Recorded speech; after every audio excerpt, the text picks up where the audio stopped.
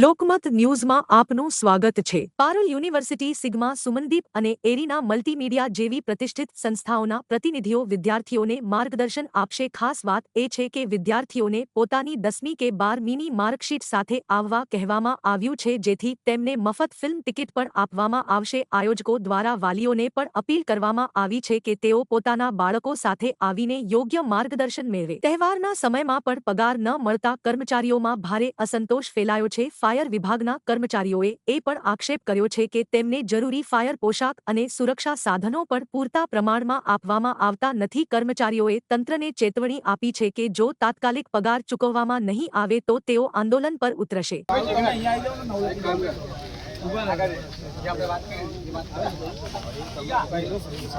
આંદોલનના માર્ગે જવાનું વિચારી રહ્યા છે। તમામ જે કર્મીઓ છે, લગભગ 100 કરતાં વધુ કર્મીઓ છે કે છેલ્લા ઘણા સમયથી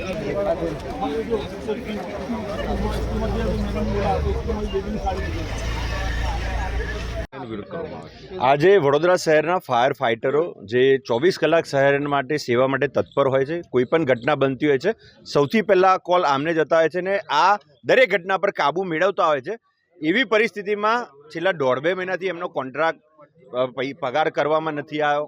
તમામના ઘર જીવન ગુજરાનમાં તકલીફ પડી રહી છે, કોઈકને ફી ભરવી હોય, કોઈકને અનાજ ભરવું હોય, તેમ છતાં આજે આ તમામ કર્મચારીઓ હડતાલ પર ઉતર્યા છે અને હડતાલની સાથે માનવતાના ધોરણે આજે શહેરમાં જો કોઈ ઘટના બને તો સ્ટેન્ડ બાય અમે દરેક જગ્યા પર એમના 2-2 માણસો પણ ઊભા રાખ્યા છે કે એવી કોઈ ઘટના બને જે શહેર સાથે અમે લોકો ના આવે, એ એમની માનવતાના ધોરણે। પરંતુ કંઈક ને કંઈક કોન્ટ્રાક્ટરો અને જે અધિકારીએ કંઈક ને કંઈક આ લોકોની ફાઇલ પાસ કરવામાં દેરી કરી દીધી છે। એના કારણે પગાર નથી થયો, કોન્ટ્રાક્ટરને પૈસા આપ્યા નથી અને કોન્ટ્રાક્ટર આ લોકોને પગાર ચૂકવી શક્યા નથી। તો આ અધિકારી જે કોઈ છે એમે વહેલી તકે આમનો પગાર કરી દેવો જોઈએ। કમિશનર સાહેબને પણ અમે કહીએ છીએ, ઉચ્ચલા અધિકારીને પણ કહીએ છીએ, સીએફઓ સાહેબને પણ કહીએ છીએ કે વહેલીમાં વહેલી તકે આ યોદ્ધાઓને લીધે શહેર સક્ષમ છે, શહેર સુરક્ષિત છે, શહેરના તમામ લોકો અમે નગરજનો શાંતિથી સૂઈએ છે, એ આ લોકોના પ્રતાપે છે। જો આમને કંઈક તકલીફ થાય તો અમારા જેવા લોકો અને શહેરના લોકોએ પણ હવે રોડ પર ઉતરવું પડશે। તો વહેલીમાં વહેલી તકે આ યોદ્ધાઓનો પગાર વધારો કરો અને એમને આગળ જે પગાર કન્ટિન્યુ ટાઈમ છે એ સમયસર એમનો પગાર ચૂકવવામાં આવે। 100થી વધારે કર્મચારીઓ છે, કોન્ટ્રાક્ટર પર છે અને તમામ લોકોની માંગ છે કોન્ટ્રાક્ટ સિસ્ટમ જ નાબૂદ કરો।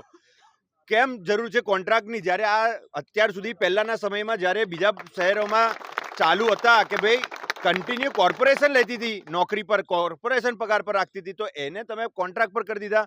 હવે તમે મન ફાવે ત્યારે લઈ લો, મન ફાવે ત્યારે એમને છૂટા કરી દો, મન ફાવે ત્યારે પગાર આપો, મન ફાવે ત્યારે ના આપો।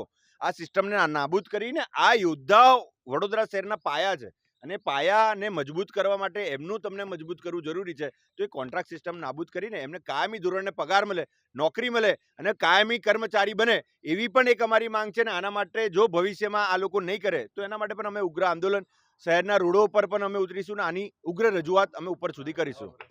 વડોદરા ફાયર બ્રિગેડમાં ફરજ બજાવીએ છીએ, પણ અમારો 2-2 મહિનાથી પગાર થતો નથી। ખોટી હુલો બતાવ્યા કરે છે, કોણીએ ઘર ચોટાડ્યા કરે છે। અમને આજે થઈ જશે, કાલે થઈ જશે। સીએફઓ સાહેબને અમે રજૂઆત કરી, સીએફઓ સાહેબે અમને જણાવ્યું કે હમણાં 2-3 દિવસમાં પગાર થઈ જશે, પણ તો પણ આપણે યશભાઈને ફોન કર્યો, ચિરાગભાઈને ફોન કર્યો, કોન્ટ્રાક્ટરને ફોન કર્યો તો કોઈ જવાબ આપે ના, સરખો ફોન ન ઉપાડે, ઉલો બતાવ્યા કરે।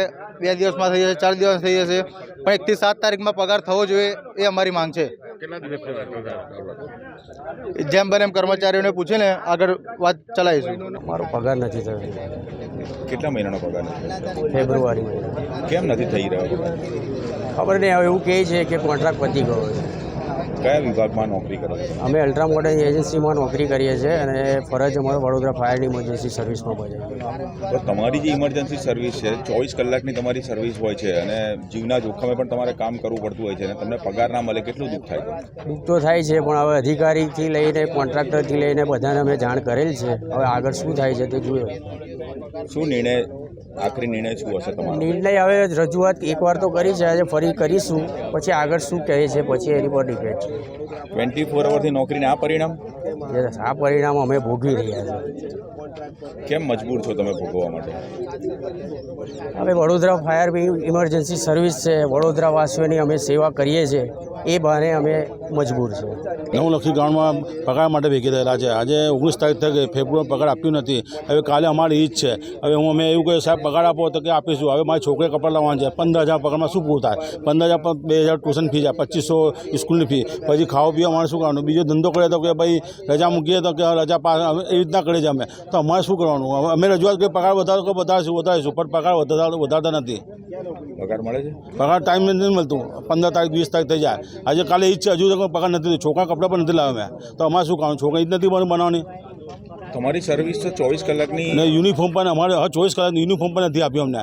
ને યુનિફોર્મમાં પણ માપ લઈ ગયા, બૂટ પણ નથી આપ્યા. કે પછી અમને જે બંદોબસ્તમાં કે કેમ બૂટ નથી, તો અમે શું કહે સાહેબને કે અપાવો, તો કે અમે રજૂઆત કરી છે. તો હજુ રજૂઆત કરતા જ નથી અમારી લોકો અધિકારીને કીધું કે ભાઈ અપાઈશું. કોન્ટ્રાક્ટર કે આપ્યું, ખાલી ટી-શર્ટ આપી દે, બીજું કોઈ વસ્તુ આપી નથી. તો ઇમરજન્સી સર્વિસનું આ પરિણામ. આ જો સરકાર કેવું કે રીતના ખબર જ નહીં પડતી. ઇમરજન્સી સર્વિસ અમે કોઈ પણ દિવસે ઇમરજન્સી બોલો અમે ઘરે હોય કે આવી જાઓ ડબલ કરો, અમે ના પાડતા જ નહીં કોઈ દાડે. તો અમે ચોપડામાં જોઈ લો, અમે ડબલ કરેલી છે. કોઈ પણ કામગીરી હોય કોઈ પણ દિવસે, જેવું કે હમણાં આ બોટ કાન હતું, પછી પેલું પુલ આવ્યું હતું, તારે અમે 3 દિવસ લગીને ત્યાં રોકાયા હતા. અમારું ઘર બાજુ ત્યાં રોકાયા હતા, અમારે ઓફિસમાં રોકાયા હતા. અમને જમવાની સુવિધા મળતી હતી. પણ અમારે શું કરવાનું? પગાર તો વધુ જોઈએ ને. આજે 15,000 પગાર પૂરું થાય. તમે કહો 15,000 પગારમાં પૂરું થાય મારું? 2,500 સ્કૂલની ફી, 2,000 ટ્યુશન ફી, 15,000નો પગાર એ બી ટાઈમ પર નથી મળી. ટાઈમ પણ નહીં મળતું. 15,000 પગારમાં અમારું પછી 2-3 અમારી ઇમરજન્સી હોય, બીમાર થાય, મમ્મી બીમાર થાય તો બીમાર, અમારી પછી બીજી રજા કપાય, અમારે રજા પડે 8-10 હજાર અમારી રજા કપાય. તો અમારે સાહેબ શું હાથમાં? અમારી એક જ રજૂઆત છે કે અમારો પગાર વધારી દો. અમારો પગાર 25,000 રૂપિયા જેવો અમારો પગાર જોઈએ. અમારી રજૂઆત પઠાણ ગુલામ નબી.